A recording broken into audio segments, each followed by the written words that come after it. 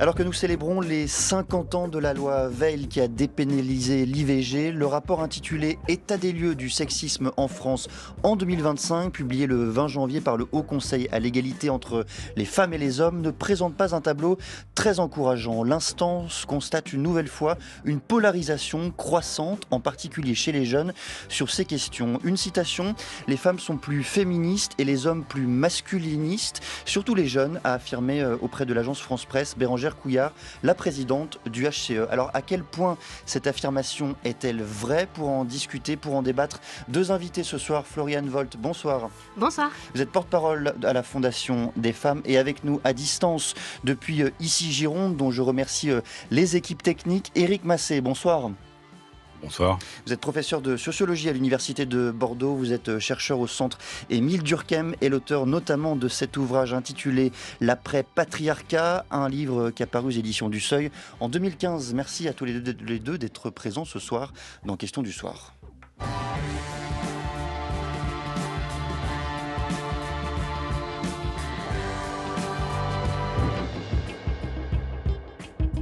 Les hommes doivent faire plus attention, ça je pense aussi, mais c'est aussi les femmes qui se laissent moins faire. Oui, je trouve que dans notre société actuelle, dès qu'un homme va essayer de faire une avance ou va se rapprocher d'une femme, les femmes vont être réticentes. Donc je pense que c'est un peu plus dur de draguer. Ce qui devient de plus en plus dur, c'est quand justement il y a quelqu'un qui nous aborde dans la rue.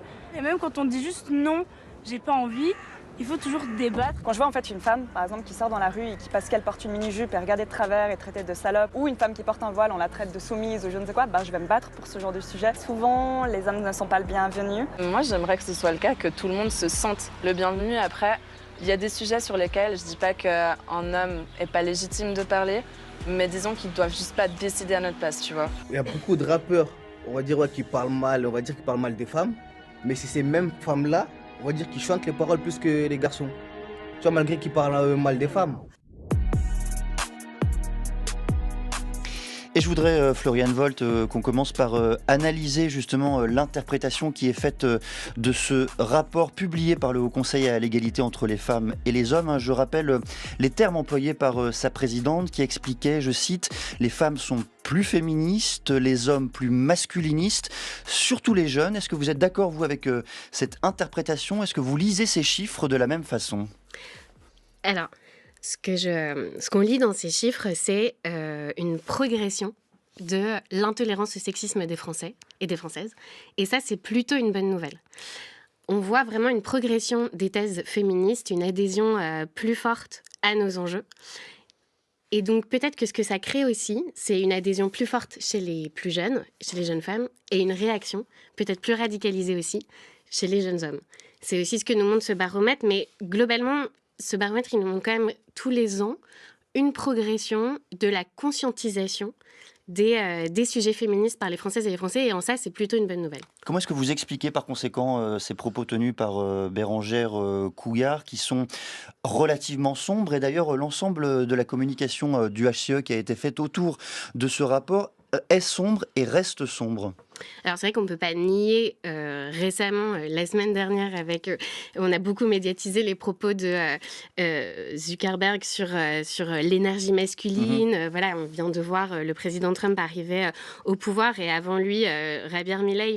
En Argentine, on voit quand même, nous à la Fondation des femmes, ça fait quelques années qu'on voit cette radicalisation chez les jeunes hommes à laquelle on peine à apporter des réponses.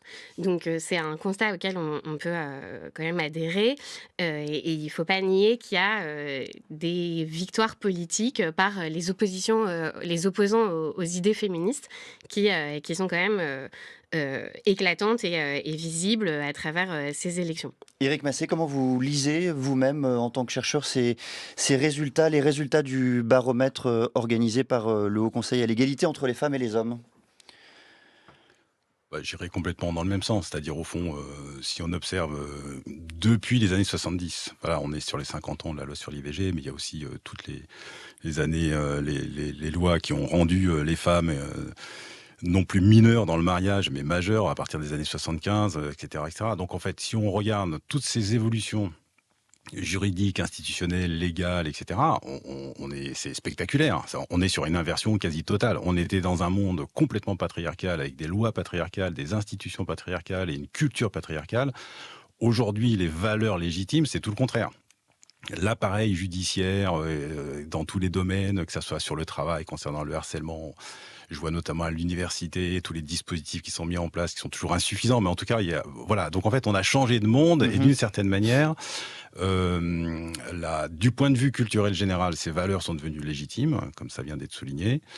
Et on peut lire, au fond, cette hypervisibilité du masculinisme comme la preuve, en réalité, que les choses sont avancées tellement que il y a 20 ans, il y a 30 ans, il n'y avait pas besoin d'être radical dans son masculinisme parce que tout le monde était partagé une culture masculiniste. Donc aujourd'hui, au fond, c'est parce qu'il s'agit de minorités actives qui se rendent compte de l'ampleur des transformations qui vont réagir de cette manière. Et le fait que ça soit plutôt agité par les garçons, même s'il y a des versions féminines, on pourra y revenir, plutôt agité pour les garçons, ça renvoie au fait que précisément, ce qui n'a pas suivi, sans doute, c'est les modes d'éducation, en fait, les modes de socialisation. On continue de socialiser les filles et les garçons de manière différente. Et paradoxalement, les garçons sont moins équipés, en réalité, pour vivre dans ce monde égalitariste. Et donc, du coup, les points d'appui qu'ils vont trouver, faute d'offres, on n'est pas capable jusqu'à présent de leur offrir autre chose, ça va être précisément ces acquis que j'appelle issus de la patriarcalité et qui vont le réactiver précisément dans ce contexte d'incertitude. C'est un terme que l'on va certainement beaucoup employer dans cette émission, Éric Massé, celui de masculinisme. Comment est-ce que vous le définissez ? Ce n'est pas l'inverse du féminisme, Non, c'est tout le contraire, parce que le féminisme, c'est pas la défense des femmes en tant qu'elles sont des femmes, qu'elles auraient des qualités féminines, c'est tout le contraire. Le féminisme, c'est la définition du fait que ce qu'on appelle le genre ne se réduit pas à des identités, qui seraient le propre de chacun. C'est un rapport social de pouvoir qui s'est construit historiquement de manière inégalitaire, qui construit le féminin comme asymétrique par rapport au masculin. Donc le féminisme, c'est la dénonciation de cet état de fait, et qui se traduit dans l'ensemble des domaines de la vie sociale, que ce soit en termes d'inégalité, de discrimination, de stigmatisation ou de violence. Donc en fait, le chantier, et ce que dit le rapport aussi est juste de ce point de vue-là, le chantier n'est pas terminé. Et donc au fond, voilà, le masculinisme, c'est tout autre chose, en fait. C'est, alors, pour le coup, complètement identitaire. Ça fait comme si, en réalité, il existait une identité masculine qui devait être protégée, et qui est définie telle qu'elle a été définie à travers les codes du patriarcat, donc de manière totalement asymétrique par rapport au féminin. Et donc au fond, c'est une défense identitaire de ce que serait une essence masculine. C'est absolument le contraire du féminisme. Comment vous observez, comment est-ce que vous analysez vous-même, Floriane Volt, cette radicalisation des jeunes hommes, c'est l'expression que vous avez employée un peu plus tôt dans notre échange. Comment est-ce que vous l'analysez et la comprenez ? Alors, c'est vrai que nous, notre compréhension aujourd'hui, c'est aussi de se dire que si on voit ces messages de radicalisation aussi éclatants, c'est peut-être parce que depuis MeToo, on a énormément gagné d'avance. On a eu énormément de victoires, les mouvements féministes, et on est dans cette phase aujourd'hui de prise de conscience générale, notamment des violences de leur existence, qui crée, et on les voit dans les chiffres, on voit un doublement des plaintes pour viol, par exemple, depuis 2016. Donc on est vraiment dans cette période-là où plus on prend conscience, plus on porte plainte. Et donc il y a vraiment... l'année 2024 a été marquée par des moments dans l'actualité réguliers où les violences sexuelles ont été en haut de l'affiche. Il y a eu l'affaire de Judith Godrèche, évidemment, l'abbé Pierre, les procès de Mazan, et qui n'ont cessé d'occuper l'actualité. Et donc, il y a cette prise de conscience. Et c'est aussi peut-être pour ça, parce que globalement, il y a un mouvement général vers la prise de conscience que les messages en face sont de plus en plus radicalisés. En plus, c'est des messages qui passent bien dans les réseaux sociaux et les algorithmes qui favorisent quand même des messages très tranchés, des idées, comme le disait Monsieur Massé, très identitaires. Et c'est pour ça aussi peut-être qu'on a cette forme de radicalisation. C'est-à-dire qu'on a vraiment le médium parfait pour des idées, des théories très extrêmes et très caricaturales. Et d'ailleurs, c'est ce qu'est le sexisme. C'est l'adhésion à des idées caricaturales en ce qui concerne le rôle des femmes et le rôle des hommes. Éric Massé, lorsque vous disiez un peu plus tôt que les hommes, les jeunes hommes en particulier, sont moins bien équipés aujourd'hui pour vivre dans un monde égalitaire, qu'est-ce que vous vouliez dire par là ? Alors, je vais tout de suite préciser que quand on parle de radicalisation du masculinisme, il ne faut pas penser que ça concerne tous les hommes et tous les jeunes hommes.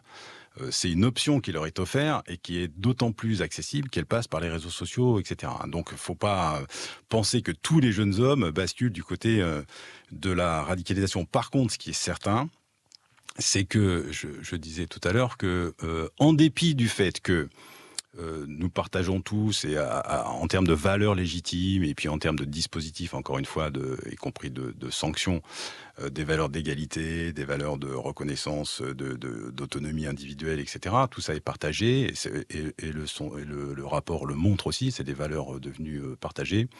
Nous continuons de socialiser les garçons et les filles de manière différente. Alors, pas forcément de manière stéréotypée ou comme on le faisait il y a encore 50 ans. C'est-à-dire qu'au fond, il y avait des rôles sociaux masculins et féminins qui étaient clairement définis quand on était dans un monde patriarcal, et on préparait les jeunes gens à occuper ces rôles.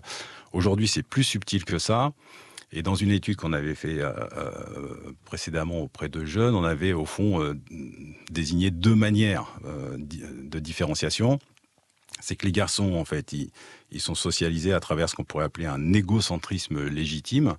Donc, au fond, qui les fait se définir par rapport à des attentes qu'on aurait vis-à-vis d'eux, qui concernent leurs projets. Le fait qu'ils aient des projets, qu'ils fassent de l'action, qu'ils aient des entreprises, éventuellement qui transgressent les normes. Enfin, c'est ça qui est attendu des formes de masculinité.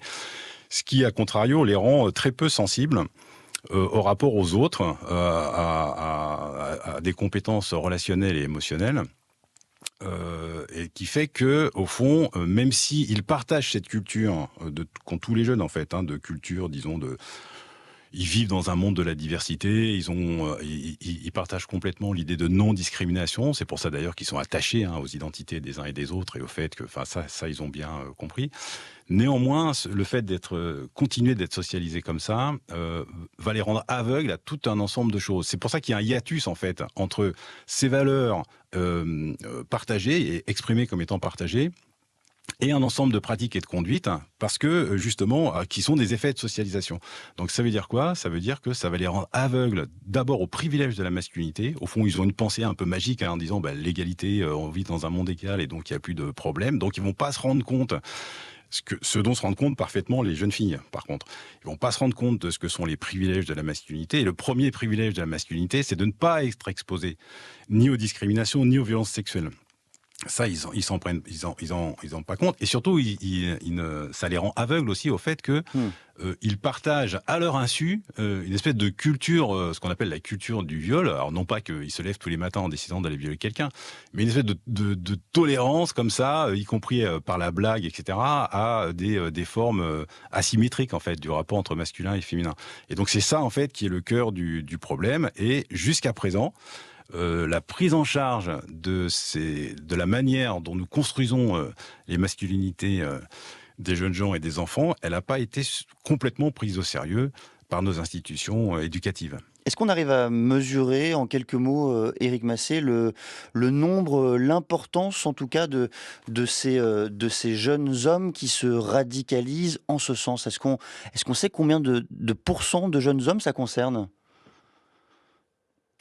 Non, je pourrais pas dire. Donc, on peut y accéder qu'à travers les pourcentages de réponses qui sont faites en ce sens. Donc, ça doit se trouver dans le rapport, mais j'ai pas le chiffre sous les yeux. Alors, je voudrais justement. Ça peut être que déclaratif, en fait. Je voudrais justement poser une question qui était dans le rapport du HCE. Prend-on suffisamment en compte la réalité du malaise masculin ? À cette question, 13% des hommes pensent qu'il est plus difficile aujourd'hui d'être un homme qu'une femme. Floriane Volt, à la Fondation des femmes, et au-delà d'ailleurs dans votre engagement féministe, comment est-ce que vous abordez cette question-là, celle du malaise masculin ?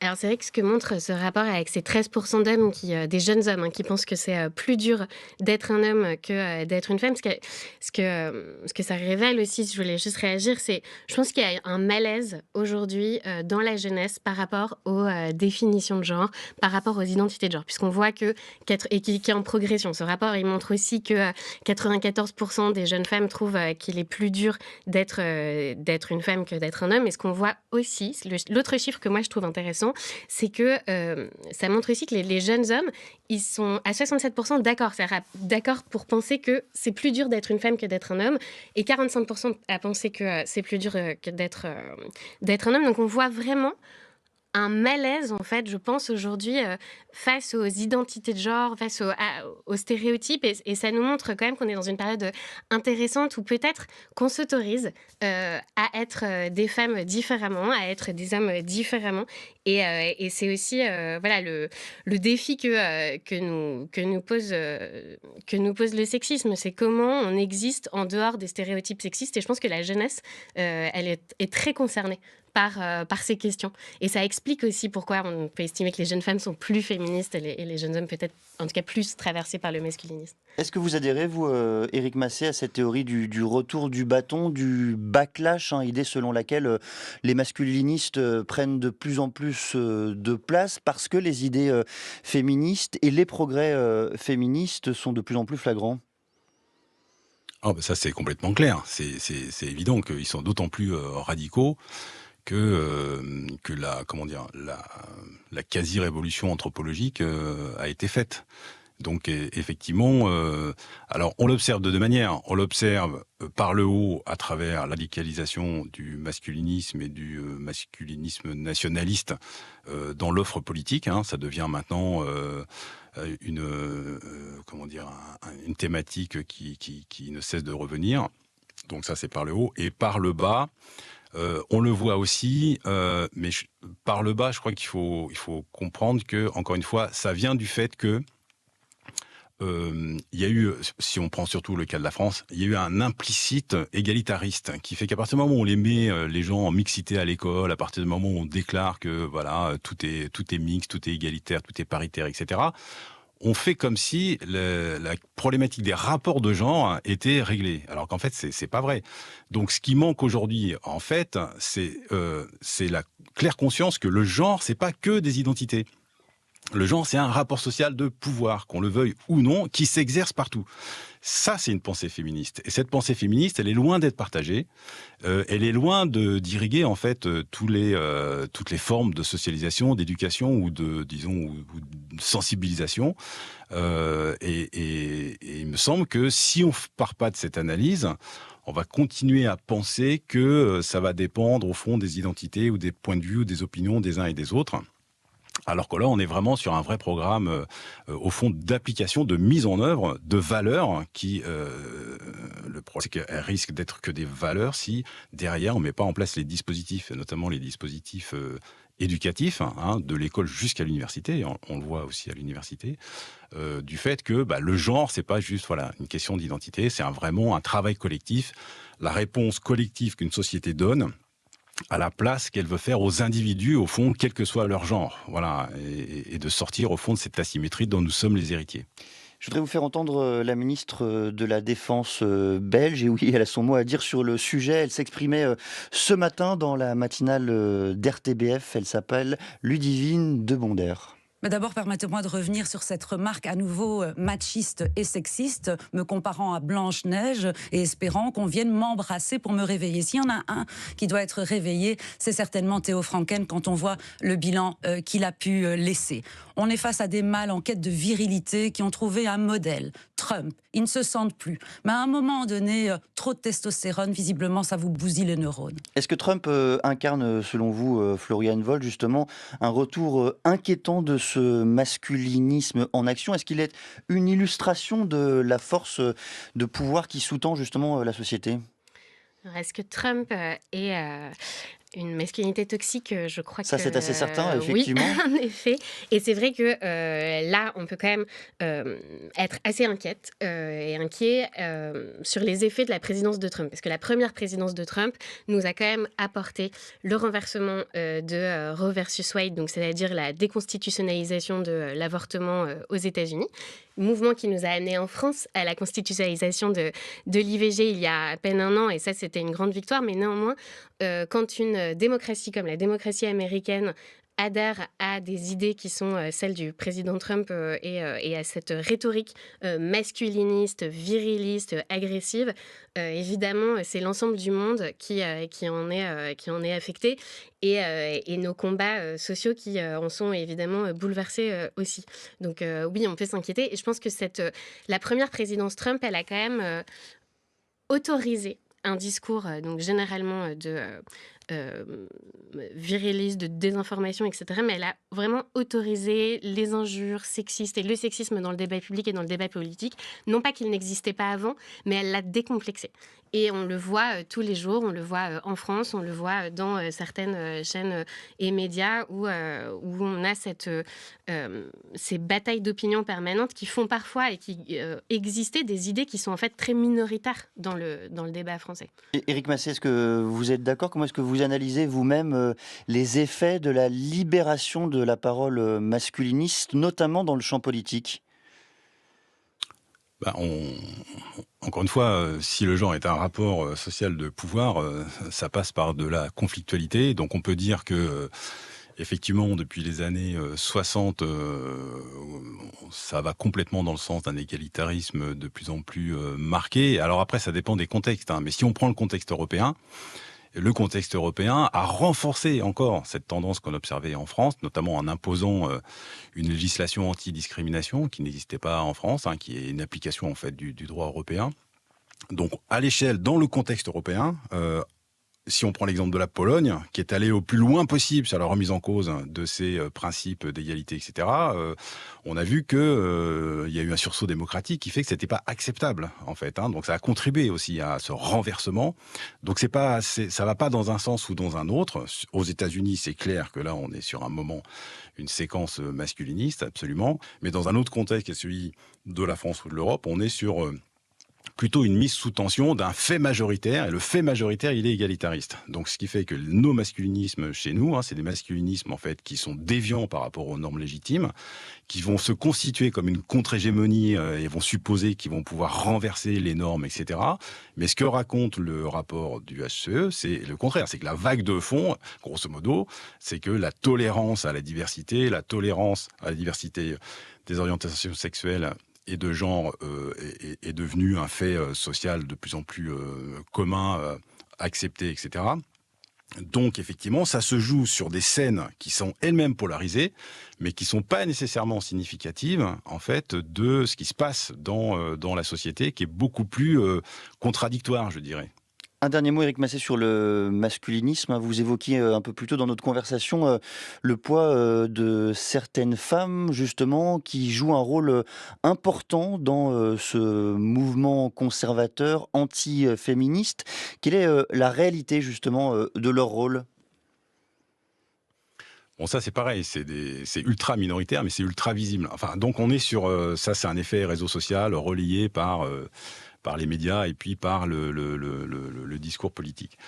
Ce mouvement de femmes, disons, patriarcales, pour dire de repatriarcalisation, pour dire les choses, en fait, ils n'ont qu'un seul argument, en réalité, c'est l'argument qu'on appelle fémo-nationaliste, c'est-à-dire, au fond, de dire, c'est la raison pour laquelle c'est porté par l'extrême droite, d'expliquer que tout le malheur des femmes vient au fond du patriarcat qui serait colporté par les personnes d'origine étrangère, etc. Et donc, au fond, l'ennemi de genre, c'est l'étranger. Voilà. Et donc, au fond, c'est comme ça qu'il y a cette convergence. Voilà. Mais en fait, les propositions qu'elles soutiennent sont complètement contradictoires avec non seulement ce qui est institué pour le moment et qui est renforcé, on l'a vu avec l'IVG, mais avec la culture commune en fait de la plupart des personnes, et en tout cas chez les jeunes. Et en aucune manière il y a une question de remise en cause de l'IVG qui soit possible. Il n'y a aucune manière dans l'esprit de la culture commune qui est la nôtre en ce moment. Floriane Woll, comment vous analysez vous-même ce mouvement ultra minoritaire certes, mais ultra visible effectivement ? Alors c'est vrai que quand on est féministe, on est un peu appelé à être ultra vigilante. Et moi, il y a quand même un fait qui m'avait interpellée, c'est pendant les législatives, on a pour la première fois autant de femmes et de jeunes femmes qui ont voté pour l'extrême droite que les hommes. Et c'était un fait qui était assez nouveau et exceptionnel et qui est inquiétant.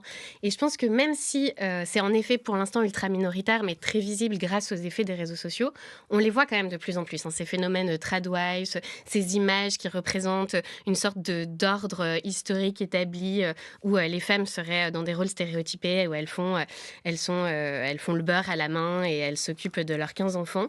Néanmoins, ce qui est quand même inquiétant, c'est que ça participe, donc ce phénomène minoritaire ultra visible, il participe de manière plus générale à la défense de ce qu'ils appellent l'ordre établi, l'ordre naturel, qui sont des mouvements d'extrême droite anciens, ultra financés, et bien plus financés que les mouvements féministes, et qui existent aussi à l'échelle européenne, qui ont été largement documentés par un institut qui s'appelle le Forum européen pour les droits sexuels et reproductifs, qui montre quand même que c'est plus de 800 millions d'euros, je crois, en 10 ans, qui ont été mis dans cette rhétorique anti-féministe, anti-IVG. Donc les menaces, elles sont vraiment là.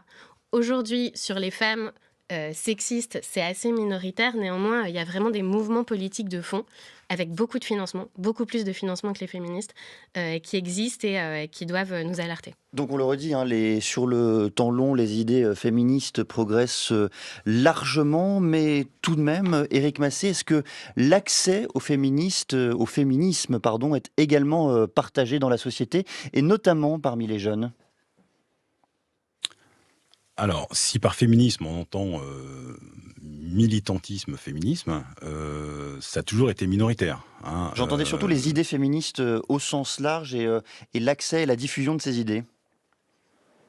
Alors, on va de nouveau parler des réseaux sociaux qui jouent dans tous les sens en fait. Donc, c'est vrai qu'aujourd'hui, si vous êtes sensibilisé à des problématiques de violence ou d'inégalité ou d'identité relative aux problématiques de genre, vous trouvez sur les réseaux sociaux des ressources incroyables. Donc là, c'est vraiment directement accessible. Si je prends un autre exemple qui est celui de l'université, aujourd'hui, il y a des possibilités d'accès à des enseignements soit spécialisés, soit inscrits dans des disciplines plus larges, relatives au genre, donc qui produisent une culture du genre et une culture féministe beaucoup plus large que ce qui avait jamais pu exister. Donc de ce point de vue-là, oui, il y a une accessibilité. La question, c'est celle de la légitimité. Donc quand vous êtes dans des milieux qui considèrent comme pas légitimes ou pas intéressants ou trop ceci ou trop cela les questions féministes, même si c'est directement accessible, en fait, vous n'irez pas. Donc c'est plutôt là-dessus qu'il faut jouer. Au fond, c'est sur pas tellement sur l'accessibilité, je dirais, technique ou médiatique, c'est plutôt sur la légitimité de se former pour aller au-delà, au fond, non seulement d'une culture stéréotypée, des identités, mais aussi peut-être du fait que ce qui nous arrive là, en termes de rapport de genre, de sexualité, y compris dans les choses intimes, ça participe d'une vie sociale collective et pas simplement du choix ou des opinions des uns et des autres. Floriane Volt, vous souhaitiez réagir ? Oui, nous, ce qu'on voit aussi pour aller dans le même sens à la Fondation, c'est quand même que les enjeux féministes et en effet les idées féministes progressent et elles mobilisent de plus en plus. Elles font partie des causes les plus revendiquées par les Français. La Fondation des femmes, on existe depuis moins de 10 ans. On lève année après année plus d'argent. On peut faire des dons à la Fondation des femmes pour soutenir les associations féministes. Les mobilisations, cette année, il y a eu plusieurs pétitions qui ont réuni et rassemblé plus de 200 000 signataires. On a par exemple aujourd'hui une mobilisation générale, très importante de 65 organisations qui demandent une loi intégrale contre les violences sexuelles, ça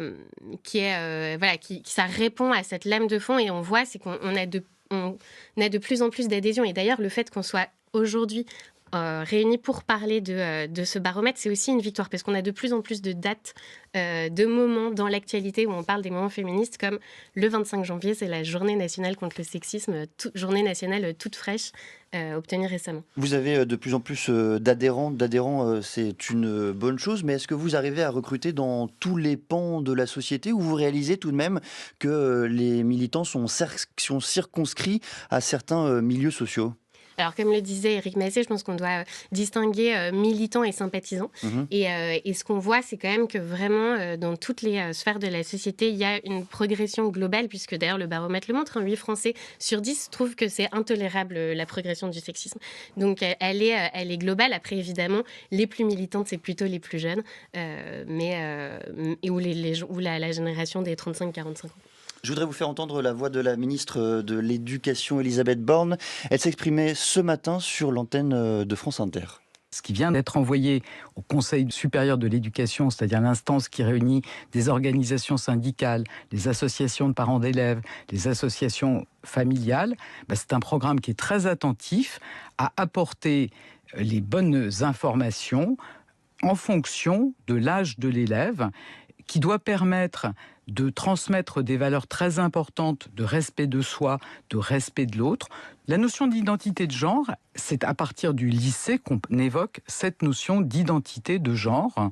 Elle figure quelquefois dans le programme. Vous savez que c'est une notion qui figure dans le code pénal, qui réprime les discriminations en fonction de son sexe, de son identité de genre ou de son orientation sexuelle. Mais vraiment, je vous dis, ce programme, il porte sur la vie affective et relationnelle dans le premier degré, et on aborde les questions d'éducation à la sexualité dans le second degré. Qu'attendre, Éric Massé, des cours d'éducation à la vie affective, relationnelle et sexuelle qui sont prodigués aujourd'hui dans le second degré ? C'est absolument fondamental. Si on reprend le distinguo filles-garçons, ce dont manquent les garçons, c'est de réflexivité par rapport aux masculinités. Ça, ils ont très peu de ressources, et c'est pour ça qu'il y a autant de succès en fait du masculinisme, parce qu'ils sont sur ce terrain-là. Et ce qui manque peut-être aux filles, c'est précisément celles qui ne sont pas déjà sensibilisées aux questions féministes. C'est un ensemble de mots, c'est un ensemble de ressources, c'est un ensemble de références pour leur permettre effectivement d'être beaucoup plus vigilantes, équipées également pour au fond se définir comme des individus et pour être attentives au fait que si ça se passe comme ça, c'est pas normal, etc. Donc pour avoir plus de codes en fait, leur permettant effectivement de pas se laisser mettre sous emprise ou de pas se laisser voilà. Donc tout ce travail de réflexivité sur ce que sont les identités et les rapports de genre, c'est ça qui constitue, et c'est demandé depuis très longtemps en fait, c'est-à-dire c'est au-delà de ce que étaient auparavant les cours d'éducation sexuelle qui étaient uniquement biologiques, etc. Là qu'on voit bien que tout ça a été pris en compte, mais on a eu d'énormes résistances, encore une fois minoritaires, mais qui ont réussi jusqu'à présent à faire en sorte que ça ne soit pas complètement déployé. Et ce qu'on attend maintenant, c'est que les moyens soient mis pour que ça soit déployé véritablement pour tous les élèves et que les équipes pédagogiques puissent s'en emparer et qu'il y ait des interventions, y compris de spécialistes associatifs ou universitaires, qui montrent que, en fait, voilà, on n'est pas sur des problématiques délirantes de théorie du genre qui viendraient de je ne sais où. On est vraiment sur des analyses qui sont fondées à la fois par la science et les sciences sociales, et puis par, au fond, tous les acquis de l'histoire et les acquis du droit, et que c'est ceci qui va permettre précisément d'équiper les plus jeunes pour savoir comment se comporter, mieux se comporter en régime égalitariste. Mais pour bien comprendre ce que vous nous dites là, Éric Massé, qu'est-ce que cela veut dire permettre aux garçons, aux jeunes hommes d'être plus réflexifs sur leur masculinité, sur la masculinité en général d'ailleurs ? Qu'est-ce qu'il faut enseigner, prodiguer pour qu'ils deviennent plus réflexifs ? C'est sûr, mais justement, le problème, c'est que la manière dont ils sont socialisés, encore une fois, même quand ils sont pas socialisés de manière stéréotypée, complètement stéréotypée, comme étant des garçons qui pleurent pas, etc. Encore une fois, c'est ce défaut de compétences relationnelles, de compétences émotionnelles et de compétences réflexives qui fait que on retrouve ça. Et là, dans l'étude qu'on a faite récemment, qu'on a publiée sur les auteurs de violences contre partenaires intimes, on va retrouver ce défaut d'équipement, ce défaut de compétences pour des hommes qui, dès lors qu'ils sont confrontés à des contrariétés, précisément de leur égocentrisme, par exemple, dans ce type de relation, les relations intimes, vont mobiliser la violence, au fond, comme seul recours de gestion d'un stress ou de gestion d'une contrariété, alors que si, précisément, ils avaient fait ce travail, ou s'ils avaient été socialisés à des formes de masculinité qui sont moins stéréotypées, eh bien, on aurait beaucoup moins de problématiques relatives à cette mobilisation de la violence par les garçons. Donc, on voit les conséquences sur les agressions sexuelles, sur les violences de genre, sur les violences contre partenaires intimes.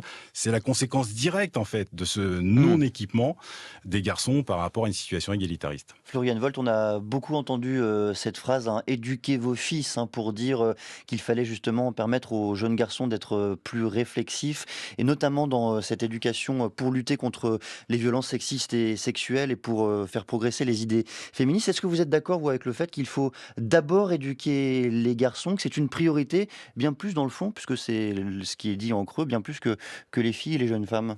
Je pense qu'il faut éduquer tout le monde. C'est vrai que l'enjeu ici, c'est quand même notre vivre ensemble. Et ces cours dont on parle, ça fait quand même 25 ans, enfin c'est depuis la loi de 2001, qu'ils sont pas ou quasiment pas appliqués. Et le problème, c'est que nous, les adultes, on est en train de faillir à toute une génération de jeunes à qui on n'apprend pas à vivre ensemble. C'est bien le problème, c'est qu'en fait, en raison de vagues différentes, de manque de courage politique, ces cours n'ont pas été appliqués. On n'a pas donné de solution, ni aux parents, ni aux jeunes, pour construire un monde différemment. Et c'est vrai qu'aujourd'hui, c'est un peu décourageant d'en être que là, en 2025, mais il y a vraiment un enjeu extrêmement important. Et à nouveau, on risque de voir se rejouer le match des ABCD de l'égalité d'il y a quelques années, puisque les mouvements conservateurs dont on parlait, ils sont toujours présents, ils sont toujours en embuscade, et ils occupent depuis plus longtemps et bien plus que les mouvements féministes, toutes les instances dans lesquelles ils peuvent intervenir sur ces programmes notamment. Et on a vu un renouveau de mouvements politiques avec par exemple les parents vigilants, qui sont des mouvements proches d'Éric Zemmour, qui viennent s'inspirer à nouveau des méthodes américaines pour contredire et empêcher toute avancée en matière d'éducation à l'égalité. Et en ce faisant, c'est vraiment une faillite en fait à l'égard des jeunes garçons et des jeunes femmes qu'on doit assumer aujourd'hui politiquement. Alors vous n'êtes pas enseignante, Florian Volt, vous n'êtes pas immergée au quotidien dans des salles de classe. Néanmoins, comment se fait-il que ces cours d'éducation à la vie affective, relationnelle et sexuelle ne vivent pas comme ils devraient vivre?